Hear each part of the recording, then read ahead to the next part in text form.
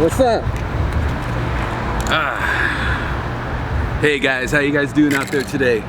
Today we are working on a little community mural for the Central District, and we're going over something that we painted probably about 3 to 4 years ago, I would say. And you know, it's got a few tags on it, it's starting to fade. It's just it needs a little sprucing up, you know what I'm saying? And that's where I come in. He had a good run. I'd say he was up here for about 3 to 4 years. It's hard to say because I moved out of Seattle for a while, came back. And my concept of time isn't very good to be in the first place, so who knows how long he's been there. But it's been a while. Yeah, it's been a while since I painted Bart. So anyways, today we're going to redo him in a different pose. A couple people in the community have already come up and said, yo, I'm really stoked to see you repainting him. Make sure you keep the skateboard though, because apparently this location here is a Pokemon Go point. I didn't even know that. But it's really cool how the mural can kind of take on a life of its own. And you know, it means so many things to so many people. You know, a lot of people really love the Bart, you know, because he was kind of a symbol of the community. But he also was a symbol of many other communities too. The Central District skater. So anyways, we're gonna redo him today. I have a few different colors I'm gonna use. I'm still not quite sure exactly what pose I'm gonna paint him as. We'll see how it goes. But anyways, let's go ahead and get cracking on it. All right, first we're gonna work on the background and just get the background all nicely filled in. And then once we're done with that, we can start lacing in the Bart and putting in any other little elements that'll give it a little bit more style. As you can see in the video, it might be kind of hard to see actually, but the paint's starting to fade a little bit, and I think this was a flame blue that I used originally. But you know, it's been about 3 or 4 years. Again, my time's a little bit off. It's quite a long time, and it's held up pretty well. But right now what I'm doing is I'm just doing a background with a skyline of Seattle. It gives people something to identify with. So right now we're gonna do a fade of the different colors of the sunset in the background. So I'm starting with some yellows, some pinks, maybe I'll move to some oranges and then to some dark purples and whatnot like that. So let's go ahead and start fading this in.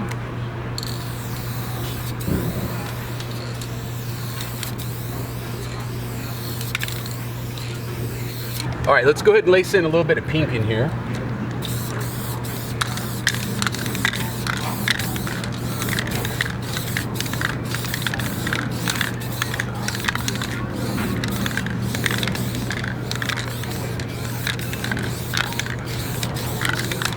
All right, let's go ahead and drop some purple in here. I got the deep purple and the Acme paint. This stuff really goes.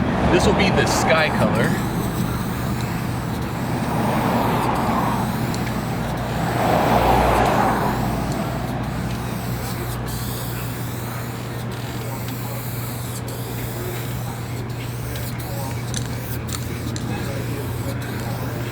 All right, guys, this is gonna be really hard to do, but he served us well for a long time.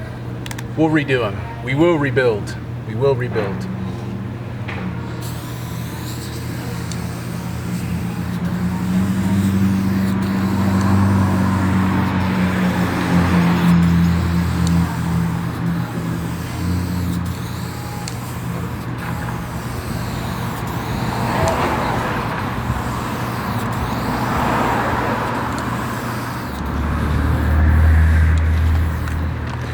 All right guys, so right now we just got done doing our fade up, and what I did is I used just a few different shades of, you know, yellow to pink to magenta to purple to black. So I kind of worked back and forth with the fan tip to kind of fade them into each other, going all the way to black at the top.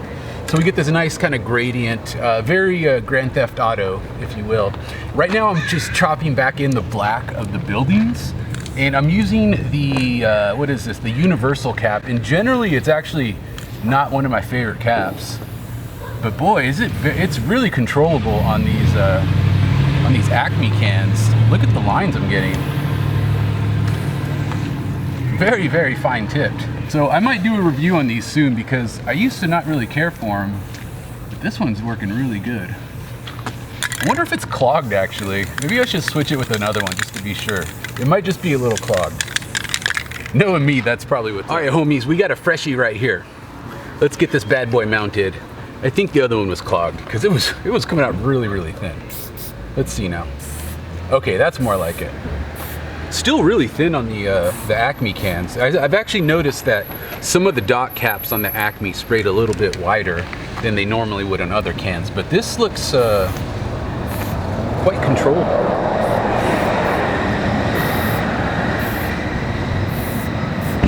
Yeah, much better.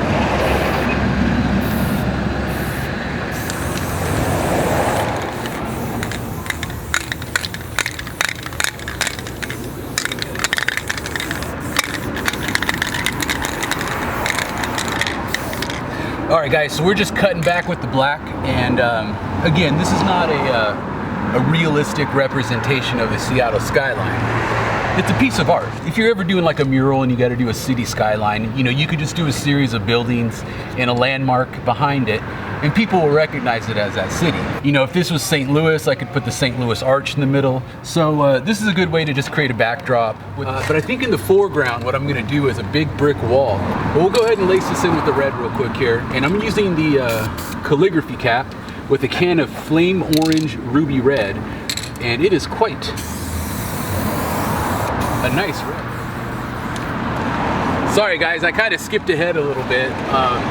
Just trying to keep it moving, you know what I'm saying? So let's kind of break down where we're at right now. So we went ahead and laced out the Bart character, and I'm using what is this? Earth from Ironlac, and this I found to be the perfect shade. And this is the aqua, which, as you guys know, is one of my favorite colors. And this is the lavender and the flame orange, and then this is the deep purple in the Acme, and I think this is forest green and Montana gold. I'll have to double check on that. Oh, my apologies. This is Montana black. This is Celtic. Of course it's Celtic. I should have known that. Anyways, I'm gonna go ahead and get him filled in right here. We're gonna have Bart doing like a wall ride coming across this nice brick wall that I laced out. As you see, I just filled it in with the red, put some brick lines on there, and maybe we'll put a little bit of like motion lines coming across, some little clouds. You know, he's going real fast, you know what I'm saying? It's gonna look really good. Anyways, let's go ahead and get cracking. Let's start filling it in. This is Ironlac Earth.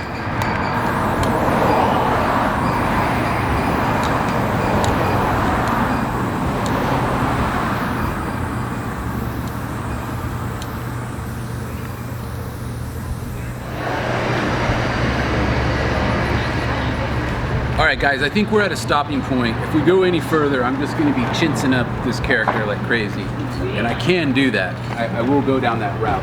So I think we'll just walk away, we'll let him sit, let him marinate, and then maybe tomorrow I can look at it. If I need to make any little adjustments, we can do that then.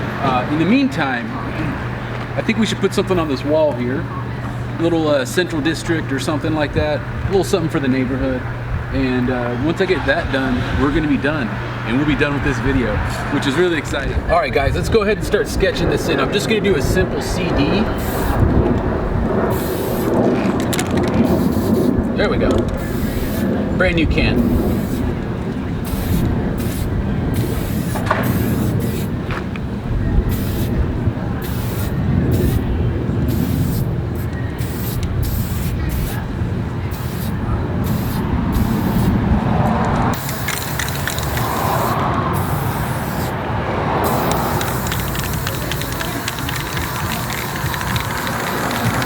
Check out this slime green though. Look at this. Oh my God, it's like fluorescent, but it's thick. I was getting frustrated with that orange, but now that I've used this slime green, I'm like, oh, I'm in love again. Oh, that's beautiful. It's on the verge of fluorescent. It's so close. Man, it's amazing. What's up, guys? I think we're almost done. We did a little CD piece on here, and I thought it'd be fun to add another extra character element to this, so I painted this little crow dude right here. I think he looks pretty good. I gave him a little Seattle Supersonics hat. It's our local basketball team, RIP, but it gives us a little bit of local flavor on this, which I really like. You know, what's really important when you're doing these type of murals is, you know, you gotta put it in the neighborhood, existing in the neighborhood. It needs to represent the neighborhood that you're painting in, you know what I'm saying? And I think that's something that a lot of people run into, issues that they run into sometimes. So whenever I try to do something like this, I try to give a little bit of love back to the neighborhood that gave me the opportunity to paint here. And that's what we're doing today. So let me go ahead and finish up. I think we're about done with this, and then we'll close out the video and move on to the next one. I'll see you guys later. All right, guys, I think it came out pretty good. We got a lot of nice little elements on this wall. Little crow bro right there, that's pretty tight. Of course we got Bart rolling through the scene on his board, doing a little wall ride. Little Seattle skyline in there. You know, it really tells a story, and I think that's what's really good about this mural. So anyways, why don't we head back to the warehouse? We'll talk a little bit about the colors we used. I'll also discuss a little bit about respirator safety and keeping them lungs nice, clean, and healthy, if you feel what I'm saying. So anyways, I'll see you guys in a minute. Peace. Oh, hey guys, what's going on there? So I was on my way back to the warehouse and I decided to stop by Judkins just to see what was cracking, what was going on with the wall. And I was like, you know what? I might as well do a little bit of painting while I'm here. I like to paint. And I wanted to answer a couple quick questions because some people were asking me about characters and pieces, and you know, this is actually a conversation I had with John Horton in an upcoming video that I did with him, and sneak peek, by the way. But we were kind of chatting about doing your fill first versus doing your outline first, and in what circumstances would that be better to do. And you know, I still don't know if there's really a rule for that. You know, some people like to do the dark outline first and then kind of chop in the fill, where some people like to do the fill first and then do the outline.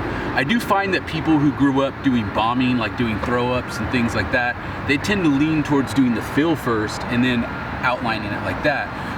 But in some circumstances where you like to do very technical pieces, I've seen people do the dark outline first or the light outline, whatever the outline color is, and then chopping in their fill with bright colors. But it just kind of depends on the circumstance. Characters, it can go both ways. It just depends on how comfortable you are. And the reason why I'm bringing this up, because someone had asked me, they said that they found it easier for them to do the dark color first because they could see it more clearly, because you're using the black like a pencil. And I totally understand and get that. But what you'll have to do is, and it does work pretty well. You can see where I've kind of like sketched it in, and I didn't really like where that line is. You'll kind of have to practice chopping back over those parts like that when you do your outline. But of course you could always come back with the black and clean it up. I just don't happen to have the black right here.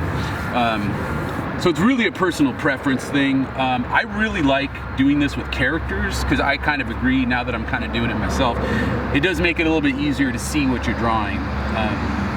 But you know, again, you know, there's many ways to skin a cat, and there's many ways to paint graffiti and graffiti art. So why don't we go ahead and get this filled in real quick, and we'll move on to the next step. I think we'll talk a little bit about eyes. That's something that people have a lot of trouble doing, and that's totally understandable. So let's go ahead and get this filled in.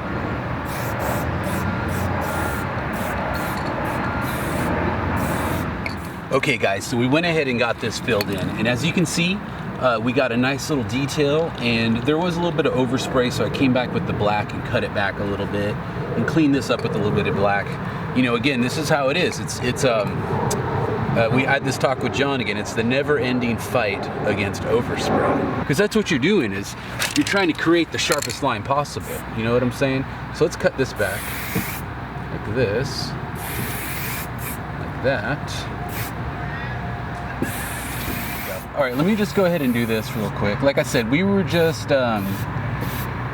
using the black outline as like a pencil outline to get our sketch in. We'll go back over with the black. Let's go ahead and get this white in here. And I'm using the Shock White, the Montana, with the black dots. It's a pretty good combination. I like them better than the gray dots myself. But try them out, see which one works for you.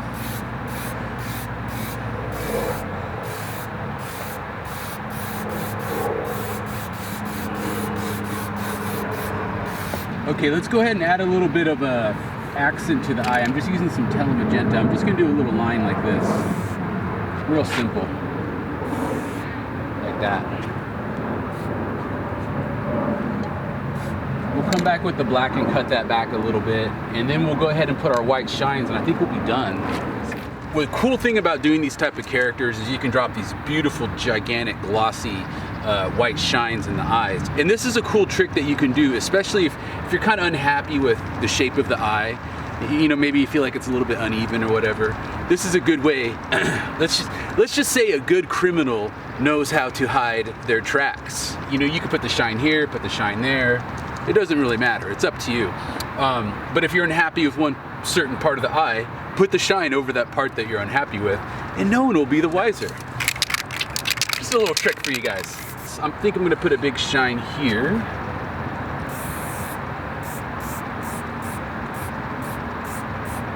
And then 2 baby shines right there.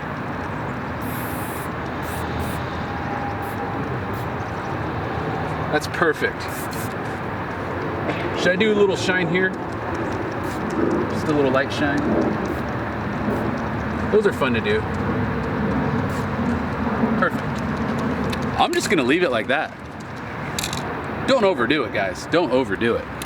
You know, hands are something that I struggle with a lot myself. We all struggle with hands. Hands are probably one of the hardest things to draw. And that's why I recommend that you should try to integrate hands into your artwork as much as possible. Now, I know I had just talked about a criminal covering his tracks.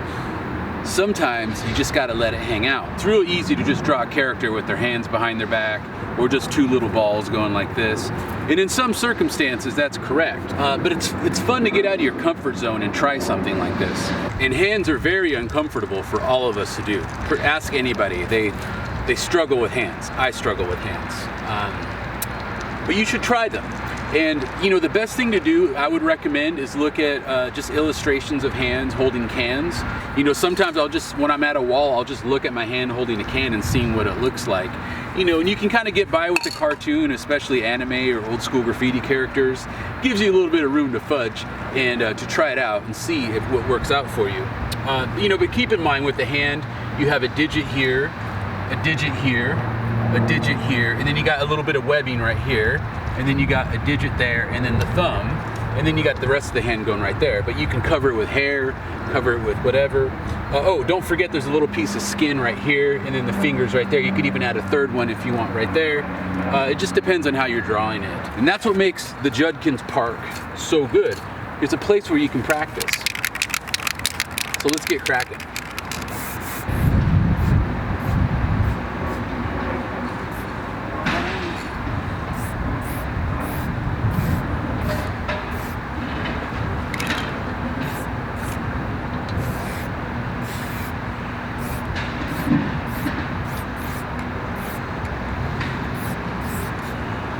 Now you're gonna run into some issues on these, you know, 3-dimensional parts. You can come back with your fill color and kind of clean those up a little bit.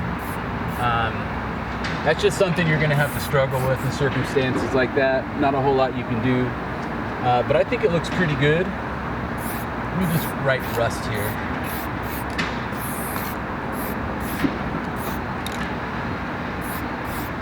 Rusty, for rusty stuff. Another little like that. Hard line there. Okay, I think we're done. Walk away. Just walk away. I will give you safe passage in the wasteland. Just walk away. I think it came out really good. It tells a story, and that's what your art should do. You should tell a little story with your art for the community, for everyone that's here. Why don't we take a tour of the yard while we're here? See what's going down in the yard today. Looks like we got some very, very nice action going on over here. I'm really digging that lazy piece right there. I particularly like that one quite a bit. Looks like we have a Faker UTI. Looks like some LA gentlemen have blessed us with their presence. Those are hard as hell. Good job, people. Somebody came through here and did a wonderful memorial to Aretha Franklin. Check this out. Isn't that well done? Look at this. You know, this is a place where graffiti can flourish. Traditional graffiti letters and characters, just like they did in the subway art days. And as you can see, we can maintain a wonderful spot for the community and have, you know, just a little something to give back, and something that's maintained well. You know, that's something that often people have problems with in the cities, and you know, they're like, oh, we can't have a legal wall because things will get tagged. And you know, it's true. I do have to deal with tags around here sometimes, and you know, I've had a very what would I say, a very pragmatic approach these days. Well, you know, they're gonna tag on the dumpsters and, you know, the garbage cans and stuff like that, and I don't really see that's a big deal. You know, some of the city people might have an issue with it, but you know, it's just a trash can. Let the kids tag on a trash can, you know what I'm saying? And you know, on the back sides of these, you know, kids tag on that, and it's like, I'm not gonna go through the trouble of buffing that. Although the other side, there's one that faces the park. I might have to buff that more. Kids be tagging on like the park signs and stuff, and it's a little bit much. But you know, I think we've done a pretty good job. You know, we have to take a pragmatic approach to these things, you know, and I think that's what the community's done. And we've gotten ourselves, look at that aorta piece, that is super dope. And Yeti, of course, blessing us with his artwork. Anyways, I guess what we're trying to say here is, yes, there might be some tags floating around. Maybe there are. I think considering the circumstances, we've maintained this place quite well. What do you guys think? This is cool, man. Look at this. Graffiti in its element, naturally existing. And you know, the walls chains out constantly, and you know, it kind of shows that fleeting essence of graffiti. You know what I'm saying? The fleeting essence of it, which is really, really important. You know, like, you know, the walls shouldn't stay forever. You know, eventually somebody will go over this beautiful piece of artwork with some other piece of artwork, and it'll be born again, like the phoenix from the ashes. Check this out. Check out One You See came by. That guy's been around for a while. Pretty dope stuff. Of course, this little production I did with my buddy Mike. Check out Mario right there. I did this one yesterday. Painted Mario with our So Sick Prody. Check out Dr. Mario right there. Take your pills, kids. The pharmaceutical industry demands it. You know, you gotta have a little fun with it. You gotta have a little fun, you know what I'm saying? But anyways, let's head back to the warehouse and we'll do a closeout, and I will see you guys in a minute. Yo, what's up guys? We're back at the warehouse and we've had a chance to decompress and you know, just kind of relax and contemplate on everything that we did today. And I think we made a really great video. You know, we were able to kind of touch on a few different things, try out a few different paints, and I think I'm coming back to the same conclusion that I've always had, is I just love every brand. I like all of them. And there's a little bit of strength and weaknesses in all of them. You know, for example, the Acme cans, they have some really wonderful bright colors, but not a whole lot in the skin tone department. I think Molotov and Montana are really the kings of that still. And Montana Gold in particular, if you're doing a lot of character work, you might want to check out and see what they're all about, because they really have the broadest selection of shades, from the lightest skin tones to the darkest and everything in between. So if you're doing photorealistic work, I think that might be what you might want to look for. But you know, I can use any brand really. And speaking of any brand, no matter what brand of paint that you're using, it's definitely good that you should wear a respirator. And I know sometimes I take mine off while I'm talking. I gotta make the video. Someone needs to make the sacrifice. But in general use, you'll find me wearing a mask, especially when I'm doing large fill-in areas. But you should wear it all the time, especially if you're young. You know, when you're young, you don't really notice the effects, but as you get older, you do start to notice some effects. And that said, the brands that we carry tend to be the European ones, and they do have much lower concentrations of these volatile organic compounds. And you gotta have them if you want a good spray paint. That's just the bottom line. It's you know, there are some water-based paints coming out, but they haven't got the economy of scale yet, and time will tell how well they last. So we will see about that. But as far as like how they paint and how they lay down, I find a good high quality solvent based paint tends to leave me the best line. But still, you should wear a respirator. And the type of respirator that you want to wear is the one for vapors, a vapor barrier with activated charcoal inside of it. Basically, you want to wear it until it's hard to breathe through. Once it begins to get hard to breathe through, that's when you'll start noticing its lack of effectiveness. And also, if you really start to kind of smell the vapors, that means they're being trapped in here, which is good. But eventually it hits a breaking point where it starts passing them through to you. According to 3M, and I read this, that these cartridges you can have them for up to 4 or 5 months exposed. This is in a bag, but it's still exposed. So I use these, using these ones for about 2 weeks, off and on a few different projects. And when I'm done, I put them in the Ziploc baggies, and then I put them in another Ziploc baggie, like this. They tend to last quite a long time. Now this only works if you have removable cartridges. That's the key. And again, you know, a lot of the paints that we carry, if you compare them to like Rust-Oleum or Krylon, they tend to have much lower concentrations of solvents, but that doesn't mean they're not in there. You know, my grandfather was a scientist, and he used to always talk about this stuff because people be like, oh, this product is known to the state of California to cause cancer, and you know, because it has some chemical in it. And yes, that chemical could possibly cause cancer to somebody, you know, in extreme concentrations. You know, he's always like, yes, but what is the concentration of this? You know, and that's the key. Nevertheless, any type of paint, you should be wearing a respirator. It doesn't matter if it's Rust-Oleum, it doesn't matter if it's iron lac sugar. You know, you should wear a respirator when you're doing that. And I think you'll breathe easier in the future. And you'll thank me later. You will thank me later. So get a respirator. Make sure it has activated charcoal. Make sure it's for vapor, not for dust, because there are cartridges made for dust. And that was another thing someone had mentioned, that he noticed me not using the dust protector on this. And that's a very good observation. For aerosol paints, it's not necessary to have that on there. I don't think it would hurt, because that is for dust particles. Like if you're climbing in an attic, you know, doing work in someone's attic and there's a lot of dust in the air and stuff like that. It's primarily for that. Although if you're doing murals indoors, you probably might want to use that, because the vapor, not just the vapor, but the paint particles are more concentrated. So yeah, I would say it's a personal call. It's up to you. Anyways, I gotta sit down. Ugh. Can you guys get down with this? I hope so. Anyways, I gotta get going, guys. Angelina and I are going to be filming a video today, and she wants me to cruise along and do the video work for her. So be on the lookout for the upcoming John Horton video, and then you will see Angelina, and who knows who else comes through town. I will be there with the camera in hand. But anyways, I want to say thank you guys for watching. I had a lot of fun with you guys today. I hope you guys had a lot of fun, and I hope that you learned something, or maybe you'll tell me something in the comments. Who knows?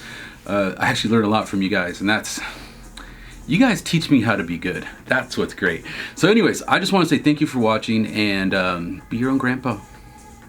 Graffiti's whatever you want it to be, and stay up. Oh, and don't forget, guys, this is an ArtPrimo video, so make sure you get all your graph stuff from ArtPrimo. We'd really appreciate it. Keeps the lights on, helps us out a lot, and helps me make these videos for you. So thank you very much. If you have any questions, give us a call, 206-365-4083. Again, that's 206-365-4083. That's artprimo.com, your #1 source for all things graffiti. Thanks a lot, guys. Peace.